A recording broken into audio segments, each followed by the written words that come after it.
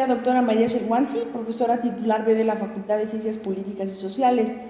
El concepto que planteo es el concepto de sindicato. Es un concepto que en cuanto a su etimología tiene su origen en el griego. En general se puede considerar el síndico en la Grecia antigua era el defensor público o el abogado público, aquel que hablaba, digamos, en los eventos públicos en favor de las mayorías, como el abogado del pueblo, digamos, y de ahí viene el término sindicato, tanto en español como en inglés. Es retomado del francés antiguo. Ya en las revoluciones de 1848 se encuentran claramente sindicatos formados en Europa, y el francés antiguo para, digamos, los países de habla latino, de lengua que vienen del latín, se toman literalmente a la palabra sindicato. En este sentido, de utilizarlo como la asociación de los trabajadores que va a defender sus intereses, o sea, defender el bien público, defender a los débiles, es decir, se le empieza a dar diferentes acepciones en este sentido. Es muy interesante porque en el idioma inglés no se toma la palabra sindicato como sinónimo de lo que en el resto de los países que vienen digamos, del latín se va a utilizar, incluyendo, bueno, el español. En inglés el término que se utiliza es trade union, o sea, se retoma más el sentido de union, o sea, de unión, en el sentido de formar un cuerpo único, o sea, formar una sola identidad, en este caso los trabajadores, para defender sus intereses y sus derechos. Entonces, esto es muy interesante porque al final el concepto va difiriendo, sobre todo en el caso del inglés, de la raíz etimológica de la palabra. Existe la palabra sindicato en inglés, pero no se utiliza en el mismo sentido en que se utiliza en el caso de países como Francia, como España, etcétera, donde se utiliza más el término sindicato. En términos generales, es un concepto que hacia el finales del siglo XIX, principios del siglo XX, se ideologiza mucho, porque si bien se sigue considerando que el sindicato es la asociación de los trabajadores para defender sus derechos, para defender a los trabajadores en general,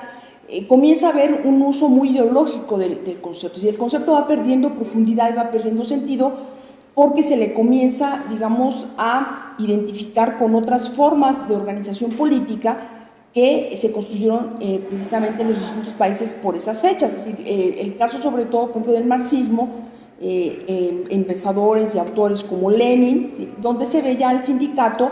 más que como esta asociación de defensa de los trabajadores en sí misma, se le empieza a ver como el apéndice o el brazo obrero de los partidos políticos. Entonces, esto al final de cuentas viene a representar una deformación tanto del concepto en su acepción original, o sea, de ser el sindicato defensor de los trabajadores, como en relación con las funciones que éste desempeña en la sociedad. Felizmente el concepto va evolucionando, digamos, ya hacia los primeros 20, 30 años del siglo XX, donde ya claramente hay autores que empiezan a referirse específicamente al sindicato como la organización de defensa de los intereses y derechos de los trabajadores. Aquí yo creo que la escuela inglesa es muy importante porque, bueno, si bien utilizan la palabra union, sí le empiezan a dar ya más esta connotación de que el sindicato es el que organiza a los trabajadores para la defensa de intereses a través de negociación colectiva. Yo creo que unos autores que aportan muchísimo al concepto de sindicato en todo este periodo, un poquito desde finales del XIX hasta los primeros 30 años del siglo XX, son los Webb, ¿sí?, unos autores ingleses que desarrollan teoría sindical de manera muy amplia y muy extensa, ¿sí? El concepto en general va evolucionando hasta terminar siendo esto, la asociación de trabajadores. Pueden ser también otro tipo de actores, pueden ser patrones, pueden ser estudiantes. En general, el sindicato es una asociación de defensa de intereses y derechos, aunque lo asociamos más con el sindicato de trabajadores. Y así es como se empieza a utilizar ya en general en toda la literatura de lenguas latinas hacia los años 20 y 30 del siglo XX, ¿sí? Una asociación de trabajadores para la defensa de sus intereses y de sus derechos, ¿sí? Va quedando esto muy plano, el concepto, hasta que yo diría hacia más o menos ya los años 50.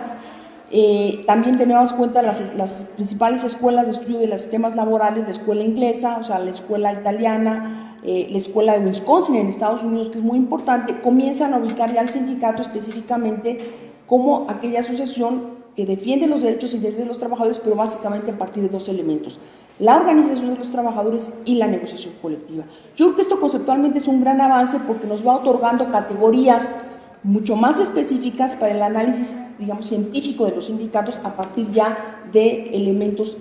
como son la negociación colectiva y como son la organización de los trabajadores. ¿Cuáles son los retos del concepto? Yo diría que los retos del concepto son incrementar su cientificidad, es decir, darle mayor rigor a los contenidos que la palabra sindicato tiene,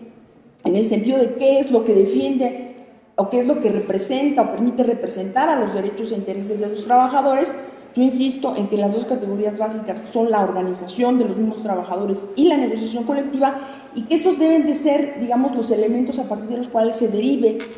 cada vez más una construcción muy delimitada, muy puntual del concepto, que nos permita tanto factores de medición, o sea, vamos a medir, por ejemplo, los grados de representación de los trabajadores, a través de qué elementos, el tipo de negociación colectiva, a través de qué elementos muy medibles, el grado de bilateralidad, por ejemplo, ¿sí? Una serie de elementos que le vayan dando mucho más precisión y mucho más control y contenido, un contenido mucho más científico al concepto y no un contenido ideológico o un contenido doctrinario, que es el que tradicionalmente ha venido dándose.